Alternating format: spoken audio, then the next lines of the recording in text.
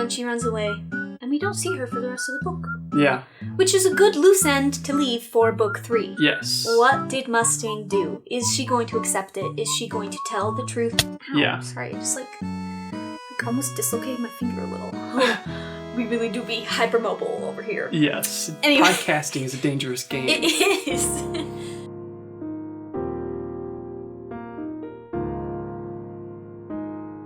Hello and welcome to the Your Favorite Book podcast. I'm Tanner. I'm Mallory. We are siblings and we love to read books. This week we will be talking about Golden Sun, which is the second book in the Red Rising series by Pierce Brown. The audiobook is narrated by Tim Gerard Reynolds. Yeah. It's a fantastic audiobook narrator. We talked about him at the last episode, but we didn't have his name. So now we have his name. Yes. Red Rising is a book that I first read a couple of years ago. I really love the series. Mm-hmm. And I recommended that Mallory should read it. Yeah. I really enjoyed the first book. I liked a lot of the Greek mythology references there was, and I liked how it was kind of like the Hunger Games, but much more dark. Yeah, it is quite dark. Mm-hmm. It's basically the premise of the story. It's about rebellion. Mm-hmm. It's set in a dystopian sci-fi future where humans are genetically altered to be put into a class system based on colors, red being the lowest and gold being the highest. Yep. It's about Darrow, the protagonist, who is red-born on a mining colony on Mars, and he is thrust into this big plot with the rebel forces called the Sons of Ares. He's transformed physically in a very gruesome and detailed scene in the first book. Which was my favorite part of the first book, actually, I think. That's why I knew you'd be this book, because you're a sicko. Yeah, I am. Just like me. Yeah. And then his mission is to act as a spy, pretend to be a chosen golden son, and overthrow the hierarchical golden society. Yeah.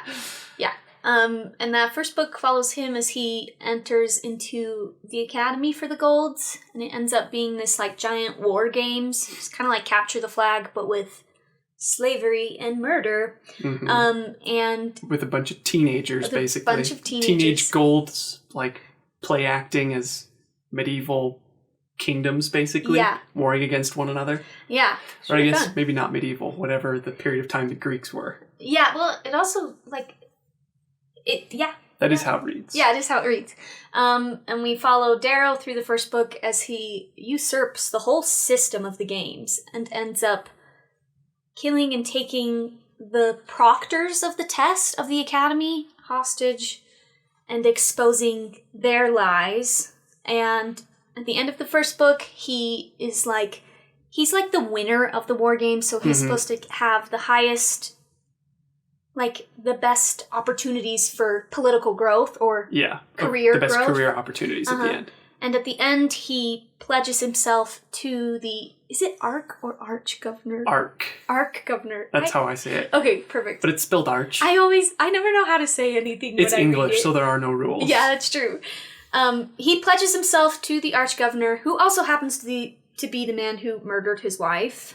And who also happens to be the father of the woman he loves. Yes. Mustang. Yeah. He also happens to be the father of the Jackal, who is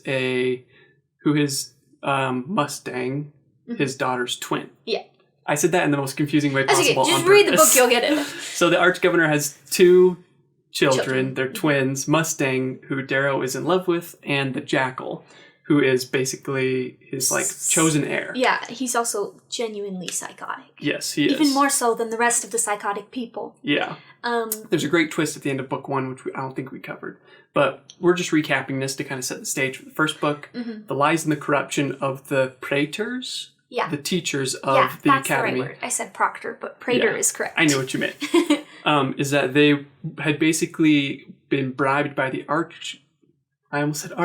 They had been bribed by the Arch-Governor to let the Jackal win the entire thing. Because he wanted to give his son the best opportunities to, become the next ruler of Mars. Yeah. There is some kind of a pseudo-democracy within this world where it's Golds, they obviously believe in might makes right and the strongest will survive. Yeah. So their society isn't built like a monarchy, but they do have some kind of like checks and balances, although there is like a prime ruler. Sovereign.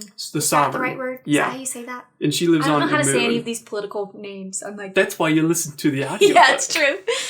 To get all the pronunciations. Yeah. Not just of the made up names, but of the real world, the real words that don't make any sense. Yep. And the sovereign, who is kind of, at least from what I remember, it's been a long time since I've read the book, so I'll have to run things by you. Her name is Octavia. Yes. And she is kind of like the monarch in a way. In the book, people are like, she's becoming an empress, and we don't like that. So, yes. Right. That's kind of the primary conflict of the second book. And the arch-governor, and I think most of the arch-governors, if there are any others in this universe, are all vying for more power. Yeah. So even though there is some kind of like a semblance of checks and balances within their government, it's all understood that, some other faction could undermine you by doing some like underhanded tactics. Yeah. But they'd be like, well, they won, so they deserve that because that's how they see the world. Yeah. It's like the natural order of things. Yeah, it's really interesting to watch Darrow's character understand that. Yeah. Because he's like, I really can take anything I want, and they will let me. They'll respect him for that. Yeah, they'll respect him for it. It's very interesting. Yeah. The second book picks up 2 or 3 years after. I think it's 3 years after, but it might be 2. But it picks up at the end of Darrow's academic training. Yeah. So there's quite a bit of a time jump, which is good because then it avoids the problem that you ran into with Catching Fire of having the same book again. Yeah. So we kind of skip that. And what kind of training is he doing under the arch-governor? It's more like war training. There's more political games. The book picks up in this gigantic space political game with war spaceships and like fake ammunition, but still real ammunition. It's simulation, basically. Yeah, it's simulation, basically. Yeah. And Darrow is about to win this war games. He's got some awesome backup plans that he had in store and didn't tell anybody, and he's about to win this against another big plot is Augustus's house versus the Bologna house, and that's like the big plot of these two big, not really royal families. Rival families. Yeah. And when Darrow won the war games, it was like kind of scorned the Bologna people, and so now they're like, I'm gonna kill you, no, I'm gonna kill you first kind of thing. It's like a blood rivalry. Yeah. Or blood feud. Yeah. So the Augustus, is it Augustus? Yes. Yeah. Okay. So the Augustus family is what Darrow belongs to. Yeah, the arch-governor. And Cassius and his family are the Bolognas. Yes. So Cassius is also, from the first book, started out as a great friend to Darrow until he found out that Darrow, in order to make it into the academy, had to murder his twin brother. So then they became arch enemies after that. So it's like this, they have history personally between Darrow and the Bologna house, between him and Cassius. Yeah, and there's a lot of history between the houses themselves too. Yeah. I really enjoyed how complex all of that was, and I really love how well Pierce Brown handles relationships like that. Like, he builds Cassius and Darrow as brothers, really, and breaks it apart so well. And it's interesting, and it feels very, it's a sci-fi it's space fiction. It's not realistic, but it feels realistic, you know? Yeah. Like, those character relationships, they make sense. Yeah, I really like that, and I like how complex they are, and it works really well because Darrow's character in itself is an oxymoron, basically. Absolutely. He's alone, and he's pretending to be this great, powerful thing, and he's like, I'm deceiving literally everyone around me. And it's fun to see him forge relationships. Genuine relationships, and have him have that internal conflict of, I'm lying to you and you don't know who I am. I'm also having a relationship with you to get what I want. Yeah. It's just nice and yummy and complex, and I like that. So do I. because I think they established Darrow at the very beginning as someone who he's competitive, but he's not a bad person. Yeah. He's kind and he believes in forgiveness. He shows that he's obviously conflicted between wanting revenge for his wife's murder and for the way that his family and his people have been treated for generations. But he's always believed in forgiveness and that people can change. And that they're people too. Yeah. And I don't know if it's in the second book or the first one that he really accepts that idea of even the worst golds can change. I think it is kind of in the first one. I think it starts in the first and it just is a heavy hitter again in the second. Yeah. Like it's a common theme. Yes. But I think And I think that's probably the core of this story is Darrow being conflicted with, the difference between wanting revenge and being able to forgive your worst enemy. Yeah. And it's that theme and believing that people can change, anyone can change, that really spoke to me. And it's probably why I love this series the most. Although there's a lot of other small things on top of that that I really enjoy. Yeah, I really liked it. I definitely liked the first book more. Okay. But I still did enjoy the second book. Okay, cool. And I really liked the political intrigue that was happening. Yeah. Like, I really like reading about people who you're like, these people are all just lying. No one here is telling the truth. And it's fun to try to figure out who is and who isn't. And that kind of goes with those character relationships that I really enjoyed. But I will say, I feel like the author kind of dropped the ball on Mustang and Darrow's relationship in this book. Okay. I will say, I don't think he's the best romance writer. He is so great at writing space war. Yeah, the action is incredible. Yes, the action. He's such a great action writer. But his conversations between characters sometimes are a little stiff to me. I think I might disagree with you on that. I would say obviously, that's probably his greatest strength is the action. There's a constant sense of rising and falling tension. Yeah.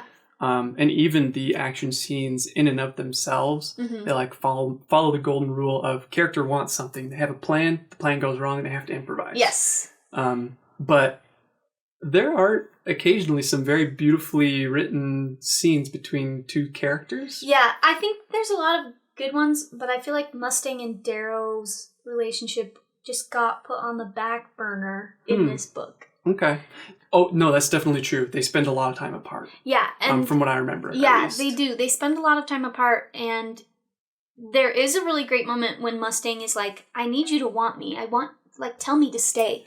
And that's part of his internal conflict, right? Yeah. Where it's like he's keeping this secret from someone that he truly, genuinely has feelings for. And he can't embrace that until she knows the truth. Yeah. Right. Yeah, which is fun and interesting. I think that's a good sense of tension. I do too. I think it is a good sense of tension. I think I'm too impatient. Because I feel like in the first book, we had a lot of really great moments. And great moments with his other internal conflict of, my wife just died. Yeah. How am I supposed to move on and love someone when I am actively fighting a rebellion in her name? Yeah. Which is fun, but we still found some more moments between Mustang and Darrow, and that's because, they were in the war games together. They had to be close. And in this second book, it's drastically larger. They're literally in spaceships. Yeah. You know what I mean? It feels like in the second book, the war really does begin, not the rebellion itself. And maybe that's one of your complaints of this story, is it feels like he's just fighting the Augustus War. I can't remember the first name of the arch-governor. It is Augustus. Oh, Augustus Al Augustus? No, Augustus Al... Andromedus? No, that's Darrow's name. There's so many names in this book. I think his first name is Augustus. Okay, we'll call him Daddy Augustus. Yep, Augustus, Daddy Augustus. I forgot what I was saying. Oh, the plot of this, I guess it might not feel like the rebellion has actually started. I know we're going on another tangent. That's and okay. You want to put a pin in this Darrow v... Or no, not Mustang. Darrow v, but Darrow and Mustang relationship thing.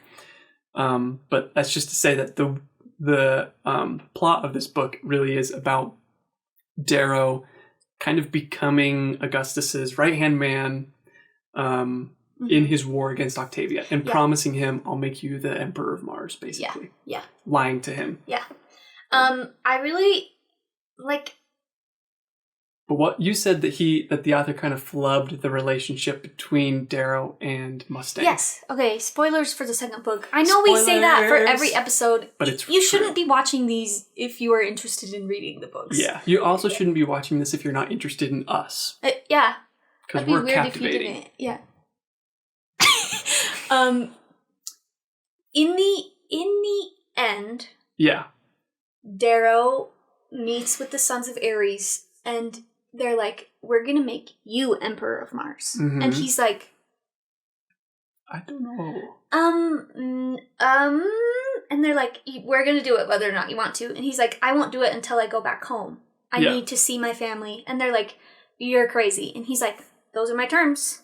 Those are pretty simple terms. Yeah. You know? And he also was like, I'm also going to tell Mustang the truth. I can't keep going unless I tell her the truth. And the Sons of Ares are like, what's wrong with you? She's in love with you. She'll do whatever you want. And he's like, yeah, and I'm in love with her too. And they're like, oh! You're the worst spy Which ever. is fun. I really liked that moment. Yeah. It was funny. And so he goes home. Was Severo there in that moment? Yes. Okay, I love Severo. I do too. Severo's my favorite character. I'm so glad we got more Severo. Yeah. I was nervous because in the beginning he wasn't there. He was literally light years away. Mm-hmm. But we got him. We got Severo back. Okay, anyway. He goes home, takes Mustang home with him, and he sees his family. He sees the people who have abused him for years. Mm-hmm. And he kind of was okay with seeing them. I thought that was interesting. He saw that they were generally happy? Is that what you mean? He sees the Dan, the Grey who hates him, and then the... With the mayor person of that in charge colony? of the mine? Yeah. Sure. Anyway, he sees them. Yeah, the mayor. He sees them and he's like, oh, they're just people. Yeah. I thought they were evil, evil men, but they're just people. Which was an interesting perspective to get. I appreciated that. Yeah, and so did I. It really fits well with the narrative and of his character growth. But I also was like, I don't know. What? I wanted him to be more pissed off. But I do like it. It was handled well. I just personally disagree with it. While I appreciate what happened. Okay. I'm a complex individual. You can have your opinions. That's okay. You don't have to love it. Yeah, and so... That's kind of like a classic hero's journey thing where it's like you start at your home and then at the end of the story you end back again, but you've changed. I love moments like that in stories. I really appreciated it. I just wanted him to punch him or something. Something! But that goes against the theme. I know. Forgiveness. And that also shows how he's changed, too. It is. Which is good. Like I said, I appreciate it. I just... Bop! You want some more revenge. Hey, Dan, thanks for abusing me my whole life. Bop! Yeah. Ha-ha! You could have laid a trap or something. Yeah. Anyway, he throws a feast for his colony. Yeah. And... Which I really love, too. I was like, yes, that's great. That's what he wanted to give them from the beginning. Mm-hmm. You know, he wanted the laurel in the book one so that they could have enough food to live. Yeah. So it's fun for him to be like, this is literally the least I can do.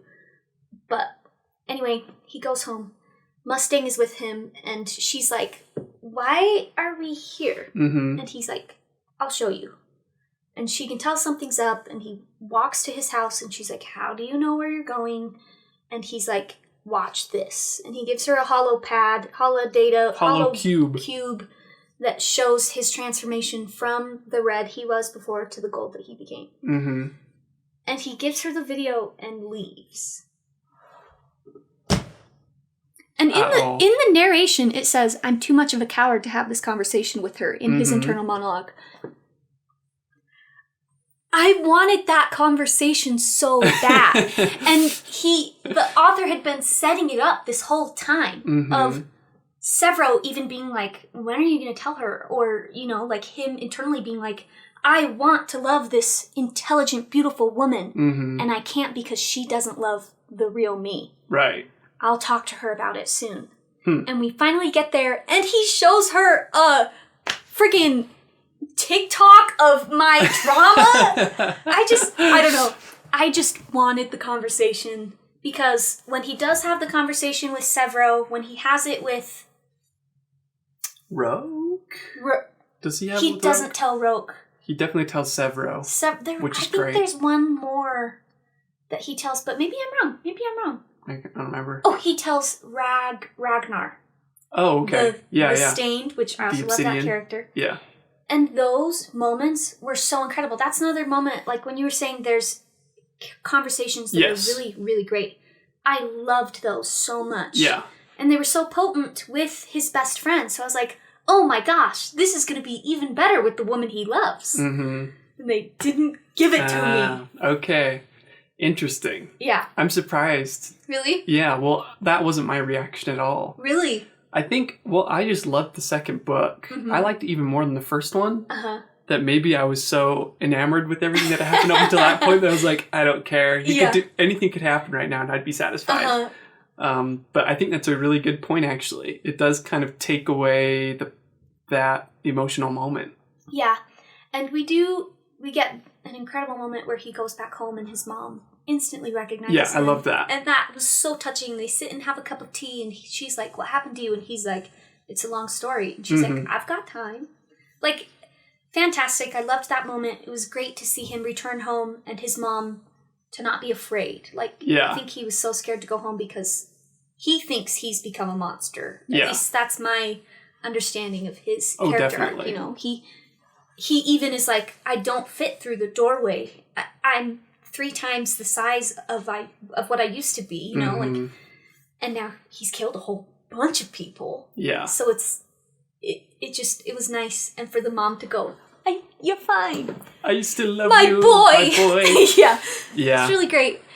And I am curious what a scene between him and Mustang would look have like. Looked like. Yeah. Because, like, in the... I wonder if he wrote a version of that and it didn't work, or I don't know. Yeah, I wonder, too, because even in the internal monologue, he's like, it's up to her. Yeah. She can either accept me or damn me, and I want to give her that part of myself. You know, like that choice.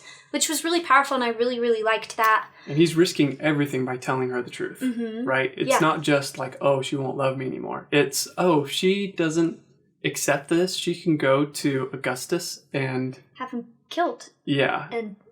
And that would be disastrous because they've put so much time and effort into positioning Darrow to be, like, basically the adopted son of Augustus. Yeah. It would have just ruined everything. Yeah, which is why the Sons of Ares are like, don't tell her. Yes. You got her eaten from the palm of your hand. And the only reason why they allowed Darrow to tell Mustang the truth is if Several went with them, and if she didn't accept it, that Several would have to kill her. Yeah. So, pretty high stakes. It is very high stakes. And a great way to end your book. Yeah, it's not the true climax, but it is a very important one. It is. And I really do we do get a moment afterwards. She leaves. After she sees the holocube, she finds Darrow again, right? Yeah, to confront him. Yeah. And I really do like that moment. Maybe they didn't talk so that moment between Darrow and Mustang and Ragnar happens. Because there's a fantastic moment where Mustang is going to kill him. And he takes off his weapons and kneels before her and is like, shoot me. I'm at your mercy. Yeah. Yeah. And then Ragnar, the Pax replacement. Yes. Oh my gosh. I never thought about that. He's the Pax replacement, which is sad. But I really like Ragnar. He's great. And Ragnar is another man who's been enslaved his whole life and created to be a monster to kill people. And Darrow is like, I am like you. And he's like, no, you're not. And he's like, okay, this is a trust moment. And they have a great conversation. He tells him the truth. And Ragnar's like, my whole world is crumbling before me. Anyway, we have Mustang and Darrow. She's going to kill him. And Ragnar is like, you can't. And there's this great monologue from Ragnar about how he's taken on scars for all of the people that he loves. And he's done all this work for golds and hasn't earned a single scar for it. And he's like, I am a man, he is a man. You'll have to shoot me too. And he goes in front of the gun. And Mustang is like, what is happening? Yeah, her world is crumbling before her. And then she runs away. And we don't see her for the rest of the book. Yeah. Which is a good loose end to leave for book 3. Yes. What did Mustang do? Is she going to accept it? Is she going to tell the truth? Ow, sorry, just Like, almost dislocated my finger a little. We really do be hypermobile over here. Yes. Anyway. Podcasting is a dangerous game. It is. We don't know if Severo has killed her or not either. Yeah. She's off the radar. No one can find her. Or do Ragnar and Darrow return to the ship and Severo says, I didn't kill her? Because I don't remember what happened. Well, so Severo planted a at all. tracker. Severo planted a tracker on her, and she plants her tracker in a ship that's going away. So Severo follows the tracker. Okay. She leads him away. Okay, gotcha. Yes. Okay. I liked that moment. So, we don't have to get to... I did too. Mm-hmm. Like I said, the whole skipping the conversation between... The heartfelt conversation between Darrow and Mustang, you felt like was a huge missed opportunity. Yeah. It didn't bother me so much, Mm-hmm. just because I felt like at least Mustang and Darrow talked to each other. They do, and that is good afterwards. I really did enjoy that. But he didn't tell her, like, hey, yeah. I'm red. He just gave her a video and like, I ran away. Yeah. So it's a really immature thing for him to do. Yeah. Which maybe you could see it from that point of view, where it's Mm-hmm. like, okay, it's a moment of character weakness, where he's like, he did not have the strength to tell her the truth because he knew he was risking so much. Yeah. So he was kind of like delaying the consequences of his actions, Mm-hmm. but, or it could just be, a poor storytelling or writing decision. Yeah. Who knows? I just feel like Mustang already has a personal connection to Persephone, to Io, his dead wife. Like, she sings her song in the caves. In the she mountains. believes in changing her society. Yeah. And I feel like it could have been so great for him to be like, I was there for that. Mm-hmm. That moment that you saw televised was my life breaking before me. Yeah. I don't know. I just feel like it was a missed opportunity. I think you're right. I agree with you. Yeah. I didn't see that in the moment, but Mm-hmm. I do think that would have been actually a better bonding moment. Yeah. I don't know. Like we said, yeah. we don't know what the It is intentions what of it the is. author was. Mm-hmm. There is no way that there wouldn't have been a conversation between him and his editor where they were like, do we have an actual scene where they sit down and talk about this? Yeah. Or does he just give her the cube and run away? They must have known that was an option, of course. Mm-hmm. And they felt like that was the right decision. So for whatever reason, they went with it. Yeah. I do think Mustang is obviously scared that Darrow has been lying to her this whole time. Yeah. And maybe he's not the person that she fell in love with. Mm-hmm. Because she's clearly in love with him. Yeah. And she could be afraid that Darrow just wants to kill her and her entire family. Well, and everyone she loves. Yeah, she's like, it's not a simple choice of loving you. It's a choice of loving you kills my family. Yes. There can't be both in that equation. And she does say that to him in the confrontation of like, if I choose you... I couldn't remember. Yeah, if I choose you, you are dooming me. You're dooming me and my family because you want us dead. And there's a really great moment where she's like, you're going to kill so many people. Mm-hmm. And he's like, billions of people are enslaved and have been enslaved for generations. Like, sorry. That's my line. Yeah. I will kill some powerful people to free our people as a whole. Which is, it's good to see that, It is, because it's realistic. Mm-hmm. What I love about fantasy, sci-fi, world-building storytelling is that you can draw direct comparisons from those fantasy worlds to ours. There's a lot of powerful social commentary. Mm-hmm. Obviously, the systems of oppression that we live in are not quite as obvious as, like, you are gold and I am red. I mean, there are places and people where we do judge each other based off our skin color. Mm-hmm. And those hierarchies, those class systems do not crumble without bloodshed. Yeah. So they're really hard stories to write because there aren't always happy endings when empires fall. Yeah. And I really liked that honest conversation between these two characters where it's like Mustang's point of view is obviously different from Darrow's, even though they want the same goal. Yeah. Although they both see a path towards equality that's quite different. Yeah. Or maybe they see the same path towards equality, where it's like the only way to achieve it is through bloodshed and war. Mm-hmm. Like Darrow's the Reaper. Look at how we beat the games in the academy, right? We had to fight. And the Mustang could say, well, you're putting a lot of people that I love at risk in order to do that. Mm-hmm. Even though Mustang does have different ideals than the rest of people her that she was family. raised with. So it's an interesting conversation of like, I don't know what your true intentions are. You might not know what my true intentions are. Yeah. How can we trust each other? Because you've kept this lie from me for so long. Yeah, I just really, I love that. I love how much trust is pulled into the whole book. A lot of the book is about how much are you willing to risk for the people around you. And like Darrow is unlike other gold. I mean, he's not a gold, but even golds see him and are like, you're putting too much trust in people around you who are supposed to be your friends. And multiple people are like, you're going to get stabbed in the back for this. And he even does in the books. Yes, he does. Which is good. I like that more than the threat of, it'll happen someday, and then it never does. Yeah. So do you have an example of when like Tactus. Okay, yes. That was his name. At the halfway point of the second book, right? Yes, of the second book. It's all complex. Just read the book. Yeah. But they're flying away from the Sovereign because they have her grandson in the ship. That's their bargaining chip. They're holding him as ransom. Yeah, they're holding him as a hostage. In order to escape the moon, right? Yeah. And Tactus, he's a person we mentioned in the first episode and we couldn't remember his name. Mm-hmm. He's like the kind of... he's like the Draco Malfoy character. But way more evil. Way more evil and pretends to be friends with Harry Potter? Yeah, I think he's kind of like the dark side of Severo. If Severo were raised by a horrible family. Yeah. And so Tactus is supposed to be one of Darrow's friends at this point. Yes, because he earned his trust in the first book. Yeah. When he punished Tactus for raping a girl, and then Darrow had the same punishment and said, your mistakes are my mistakes.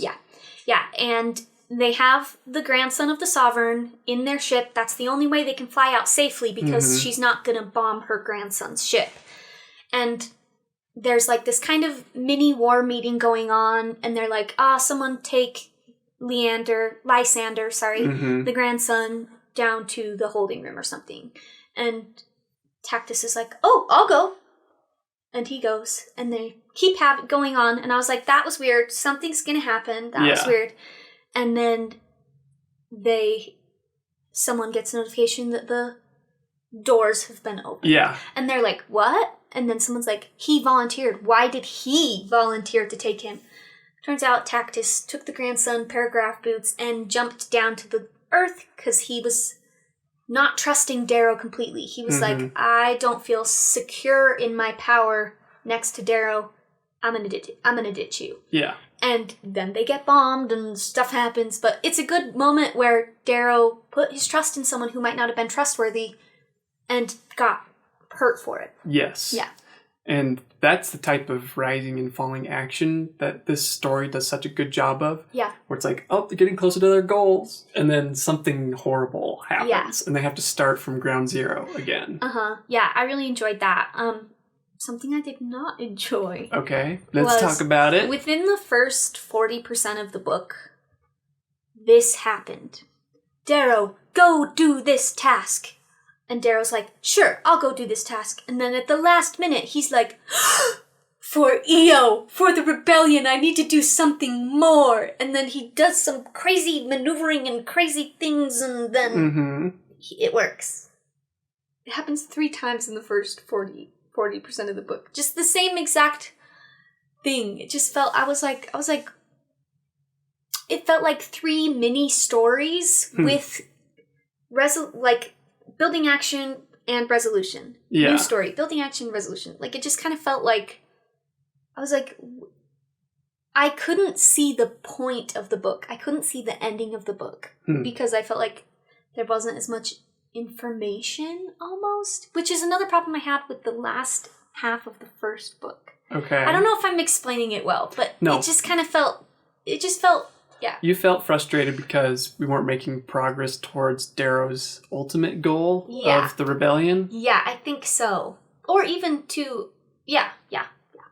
Okay. So, like, did you feel like the second book was kind of pointless ultimately towards that goal? In the first part, yes. Okay. I think so. Because by the end of the book, let's just say for the ultimate goal for Darrow is to overthrow the Golds, right? Yeah. Start this rebellion. For the first book, he has to infiltrate their society. Yeah. So he joins the academy. And then he has to join the academy to become a career, like, admiral of a war fleet. And then he can, when his power is at its pinnacle, he can say, like, well, I'm part of the Sons of Ares. I'm going to take all these warships and overthrow the Gold Society. Yeah. So that's what I felt like his goal was going to be ultimately. So then he was getting closer to the Arch-Governor because he's like, well, maybe I can become his adopted son. Yeah. And then once the Arch-Governor dies, I'll inherit his throne. And then I'll have even more power. Well, that plot, him adopting him, doesn't get told to you until 95%. Yeah.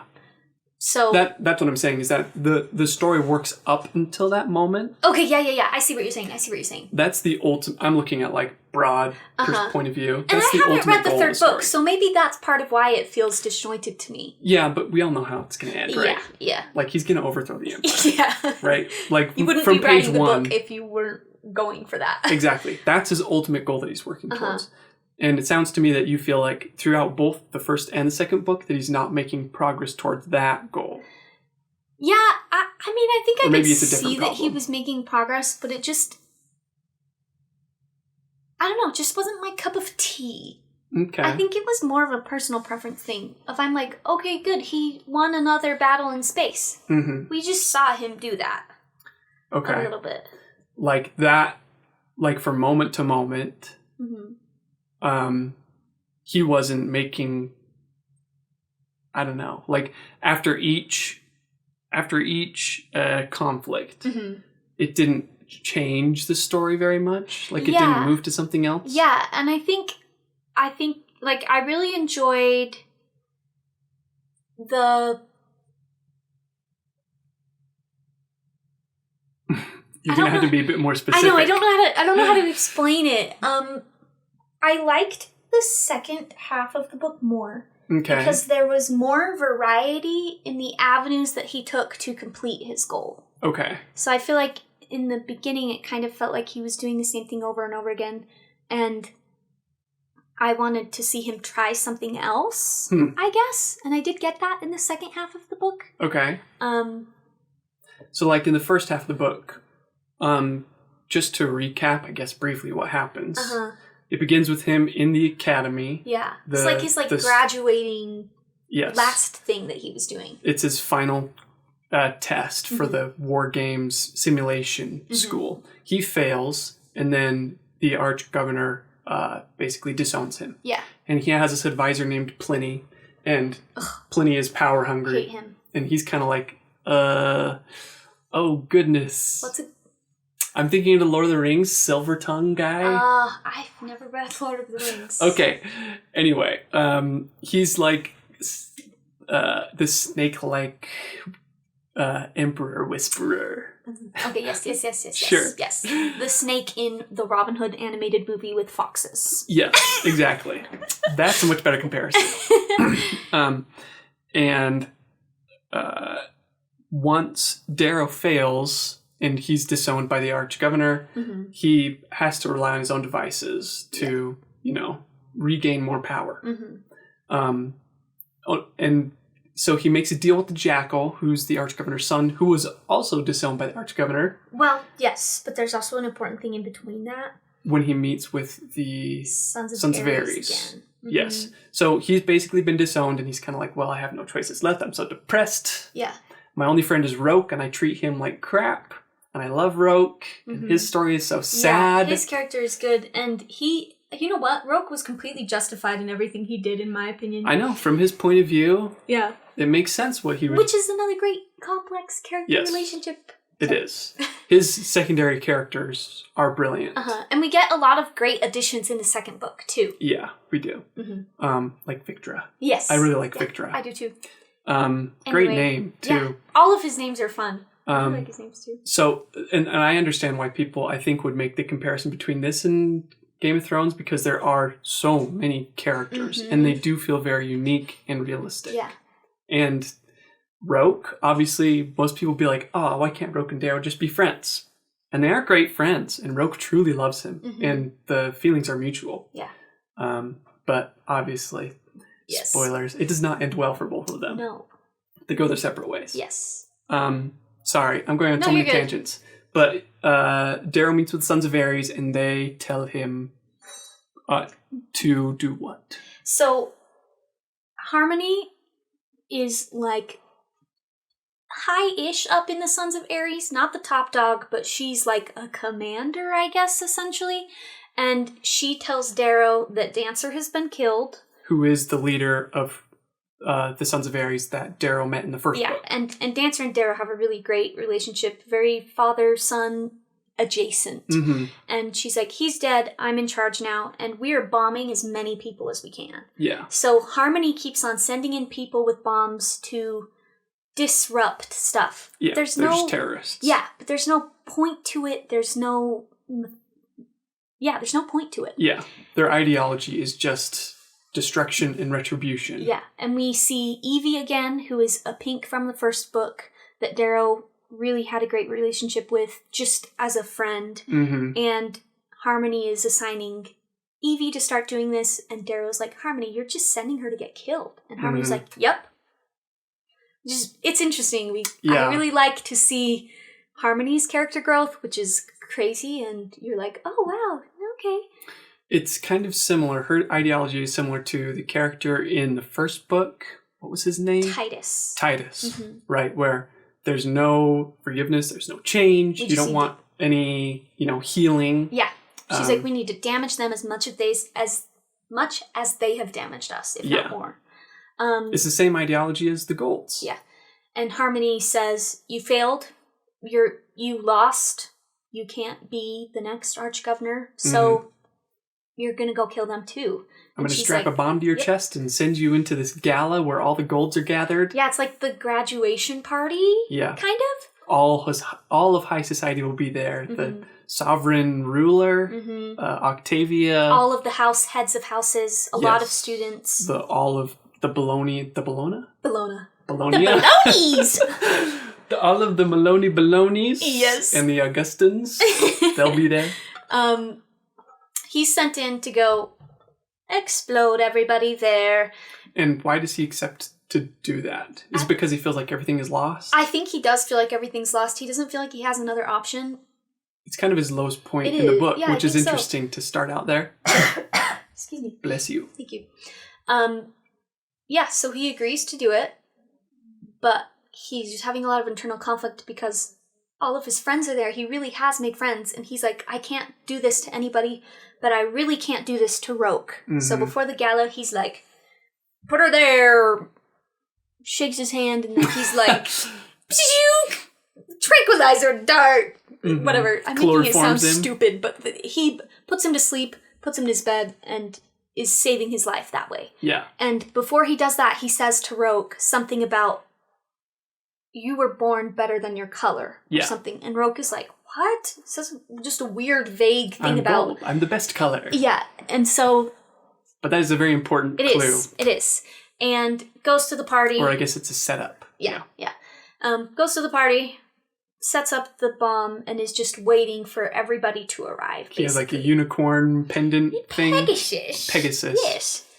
And when he says, break the chains, it will explode. Mm-hmm. Which is good, I guess. I liked it. He's going through with this. Yes.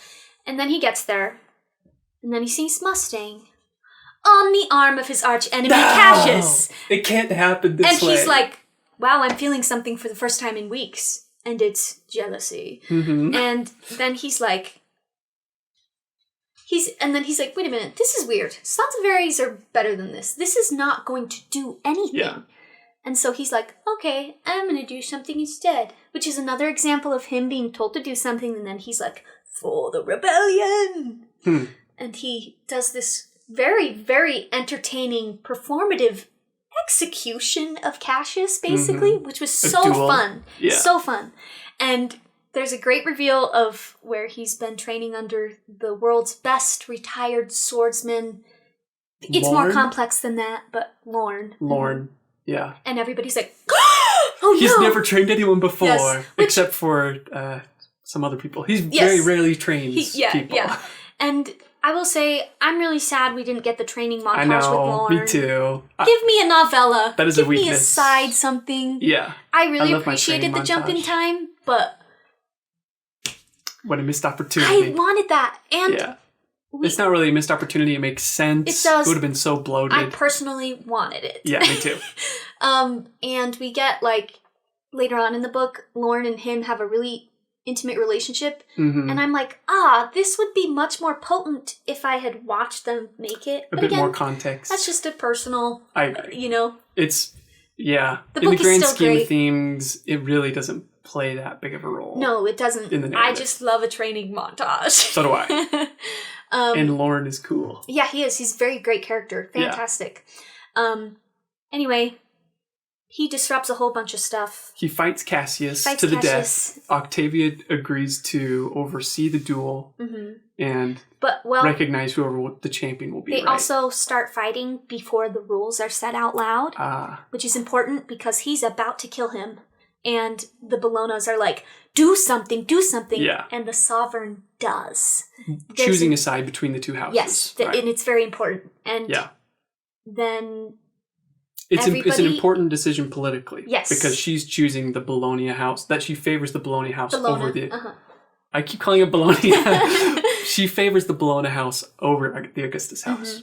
Yeah. It's a great scene. It is. And the whole, everybody after that pulls out their swords, kills everybody. And they start fighting. We lose a very nice character. We lose... Wow, obviously they weren't that nice because I don't remember them either. Their name. Shoot, who was it? Is it someone from the Augustus house? Yeah. Yeah, and Jackal is the one who kills them. And he sees it, but no one says anything, so he keeps his mouth shut. And it's one of his cadre, whatever. Okay. Anyway. I don't remember that. It's been like maybe a year since I've I can't even remember the name of the character, so I feel bad. But anyway, they do that. So, briefly, you use this as a good example of Darrow, like, being depressed and then changing and being like, for the rebellion, for EO. Yeah. And then, overcoming his challenges. Yeah. I would say for this scene, it's important that he doesn't change his mind to fight for the rebellion until he sees Mustang. Yeah, that is true. So he at least has a good reason for changing his point of view. Where in the first book, when he fought with Mustang, they agreed to work together because they believed that they could change the way things were done. Yeah. They would take people as slaves and then free them. After they earned their colors or proved their worth or whatever. And then they would take on the banner of the Reaper, right? So you have to prove that you can break things like the Reaper when the only choice you have for freedom is violence. And you have to be able to build people up, which is allowing your worst enemy to change. Yeah. And I think that's what Mustang stands for. She really is kind of like the true... She takes on the spirit of EO when she died for her people, basically. And that's the conflict that Darrow struggles with in the first scene. Yeah. Is he's so depressed, he feels like everything is lost. Yeah. And he can't see a way for anything else to change other than to obliterate his entire world. And it's not until he sees Mustang that he believes that change is possible. Yeah. That is a good point. That you are changing my perspective on that, and I appreciate that. Okay. But that doesn't mean that it doesn't feel repetitive. Yeah. I'm that's at least my interpretation. Like I said, it's been a year since I've read this. Yeah. And maybe that time away from the book helps you see it from a bigger point of view. Yeah, probably. Where it's like, okay, Mustang is more than just a pretty girl that he likes. Yes, yeah. She aligns with him ideologically in the same way that EO died for her people. She believes in reformation. Yeah. Not just rebellion, not just warfare. And she's a good example of that not all golds are evil people. Yes. Too, which is... Exactly. That's very important too. Because what if in the first book, Darrow met the golds and they're all like, evil monsters, barely even human. Like all humans, we have a broad range. Yeah. No matter what class of society you come from. Yeah. And actually, just to speak briefly about the secondary characters, that is what he does such a brilliant job of. I think he does have a good understanding of people being not just black and white, but morally gray Yeah. as well. Yeah. Even Darrow, he makes a lot of mistakes. He gives into his more violent side very often. Yeah. And it's Mustang that kind of pulls him out of that. Tactus being someone who's like, okay, he can show moments of change. Yeah. But he still can succumb to his greatest weaknesses, which is this thirst for power. So when someone like Octavia bribes him to work for him, he, it's easier for him to stab someone like Darrow in the back. Yeah. That's his inclination because of the world that he was born in. Same with Roke. Yeah. Roke, he doesn't change the same way that other golds like him do, like Victra. Yeah. Or, I can't think of, or Several maybe, but he's not really similar to Roke. Yeah, he's very different. Also, they call him a bronze gold, I believe. They call him Bronzy. Which is like, of course, in like a fascistic society, like you have shades within shades. Yeah. It's kind of like, it's funny that Hitler, who believed in the Aryan race, he's like, gold hair, blue eyes, he has brown hair, brown eyes. You're like... Where it's like, even within the greatest order of things, there's even more seclusion. Yeah. Yeah. Which is a really weak way of thinking. It is. But he does reflect that way of thinking in Gold Society, which I think is brilliant. It's fun and it's complex. Yeah. I always love a main character who's really, really strong and roots for the underdog. Of course. I love that. Everybody loves an underdog story. Yeah. Not everybody, but whatever. It's a crowd-pleasing I really liked it. trope. There were quite a few plot twists in this book. You'll have to remind me of those. Okay, once again, spoiler alert. This is your last chance because this one is really, really big. Yeah. The spoiler alert when Roke... Not the spoiler alert. The moment when Roke betrays Darrow at the very end. Okay. And that is set up at the very beginning. Yeah, which is great. It is. Which was fun. I mean, I saw it coming for sure. It's horrible. It's hard to watch, especially because Darrow is literally paralyzed and can't talk and move, which is fun. He's not... Fun isn't the right word there. But it's a good twist, right? And he's watching all of his closest friends get murdered. Yeah. By the Jackal. And who Roke. Also, from day one, Mustang is like, don't trust him. Yep, everyone You keeps might telling be getting him that. something good now, but the cost is too great. Yeah. We do get to find out who the Sons of Ares puppet master is. The true leader? Yes, just Fitchner. Right. I saw that coming too. You did? Yes. Okay. I was like... I did too, actually. I was like, oh, cool. I'm not surprised. Which is fine. I never see those things coming. But I did see that one coming. Well, I think the author really does put some pretty heavy-handed... Yeah. Foreshadowing. Yeah. Pretty heavy-handed, in my opinion. Yeah. For a lot of his plot twists, but it's still fun and satisfying to watch them complete. It's fun. Yes. Okay. I don't know what I was going to say next. Any other plot twists? Dancer's Alive. Mm-hmm. Which I didn't see that one coming, which was good. And we learned that Harmony has she kind of went AWOL. Yeah. She disagreed with Dancer's approach. So she's like, okay, I'm just going to go kill as many people as I can. Yeah. Okay, Harmony. Whatever. I'm excited to see where book 3 goes, because at the end of book 1, once again, last chance, Darrow is gifted. He's supposed to be being gifted, like, the victory crown. Mm-hmm. And then he gets betrayed, and the box that Roke gives him is the head of Fitchner. Wait, at the end of book 1? Book 2. Sorry, did I say book 1? Yes. I meant book 2. Book 2, for real. So why is he given a crown at the end of book 2? Because they successfully overthrew the Sovereign's rule over Mars. Okay, that's right. That's the story of book 2, right? Yeah, which it's funny that we haven't talked about the actual story of book 2 this whole time. There's a lot of more important things. Yeah, but that's the climax. That's them getting Mars back. That's the primary plot. The major arc of this story is basically Darrow and House Augustus fighting against Octavia. Yeah. And Octavia is working with House Bologna, Bologna, to become the ultimate sovereign of the universe. Yeah. Right. Everyone vying for more power. Yeah. And I really like that, and I think he handles the political aspect of that very well, because we see Darrow broadcast to everybody, and he's not like, everybody join my side because I'm right. He says, she wants to be empress. Mm-hmm. We don't allow that here. Yeah. Let's all work together to get the order back to the way it should be. So he appeals to what they want to. Like, they as in the other houses in the solar system who will aid him against Bellona and the Sovereign. It's kind of like when we play a game called Towerfall Ascension, where with like 6 people. It's this like really fun couch co-op game. And it's like when someone is really close to winning, all of the rest of us gang up on that one person. Yeah, it's like when everyone has a common enemy. Yeah, right? yeah. So that he uses that reasoning to appeal to their like sense of selfishness and power. Yeah. I really like Darrow as a character. Yeah. I enjoy that he gets more complex and he changes through every book. Yeah. I feel like he changes the most in the second one. I think so internally. Too. I think so too. If Which he is had gone probably back, why I like it the most. Yeah, if he had gone back home at the end of book 1, he would have killed Dan. Yeah, he would have done that. But end of book 2, he has a lot more perspective, and I really like. I'm really enjoying it. It's not what I would usually read at all.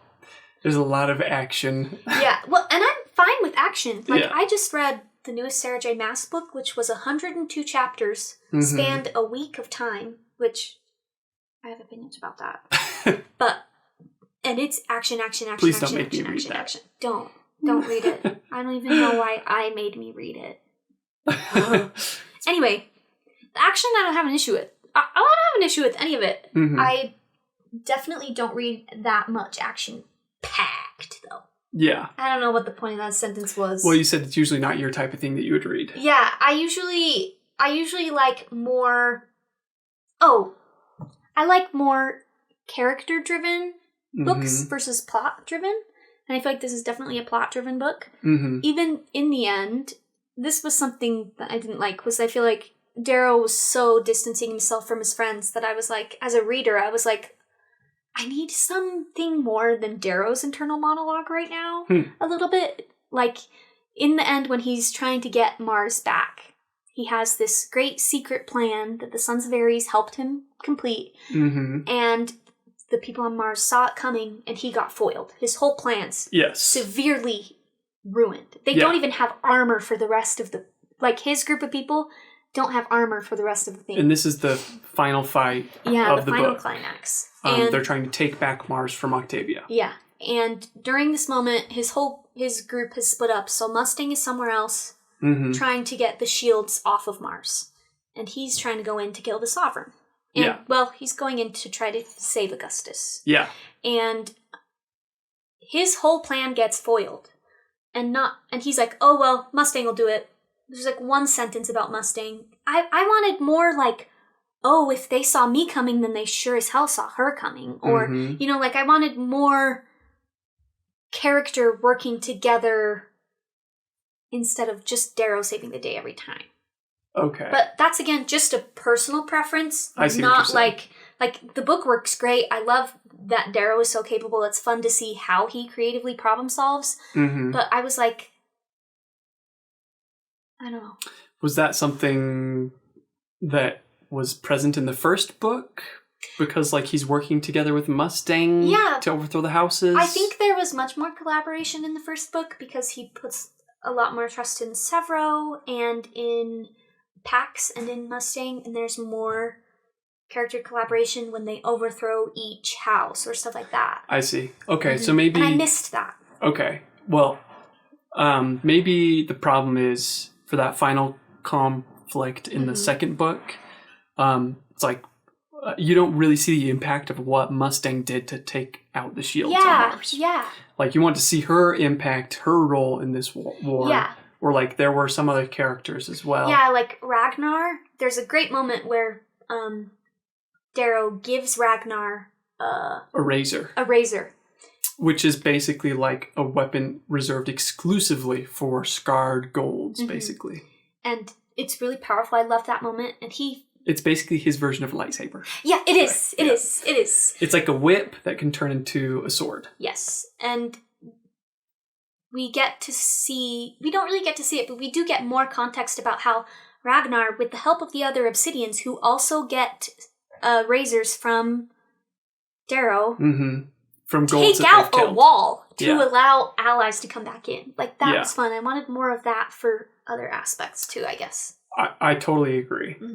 That final conflict is fun, but it's not super interesting. It's really like, Darrow, he needs to get to Augustus. He needs to get to Augustus. And he's like overcoming obstacle after obstacle.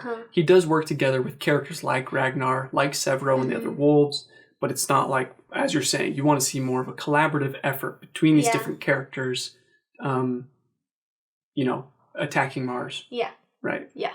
And again, that's just a personal taste. No, I think that's a totally fair criticism. Yeah. Like, Severo does help him for a while, and then Severo can't help him anymore, and he runs away and completes it by himself. Yeah. No, I see what you're saying. It doesn't feel like the big battle that it's purported to be. Yeah, it felt like the battle between Cassius in front of the Sovereign was more... Yeah. Is way more memorable. In the first 25%. Yeah. You know what I mean? I don't know. Yes. No, you're totally right. Because the whole story is supposed to be this build-up of this big war between Octavia and Augustus. And it kind of does fall flat. It does feel like Darrow kind of won the war all on his own. Yeah. With no armor, with no graph boots. Yeah, which is fun, where it's like, on its own, it's interesting when a character overcomes these impossible obstacles. But if it's supposed to feel like a big war, how do you accomplish that? And that's actually an interesting thing to take away from this, is, each character should have a specific role to play, and we should see their impact on that major conflict. Yeah, and I think... Like, I don't know what Mustang did. Did she sit behind a chair on a spaceship and be like, shoot that? And then they shoot that thing, and it's like, challenge overcome. Yeah. And it definitely is much more difficult to do that from a single perspective book. Yeah. Versus other books who have multiple POVs, It's just a different challenge, different...